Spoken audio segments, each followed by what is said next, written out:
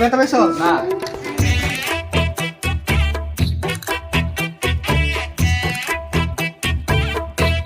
খারাপ কি কবি ক আচ্ছা মামা এই ঘন জঙ্গলে এমন কি আছে যে আমরা পাহাড়ে দিতেছি? কে তুই জানোস না?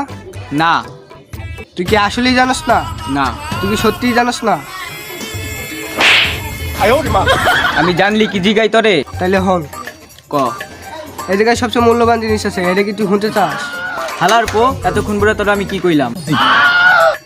আচ্ছা কইতাছি, ক এখানে আছে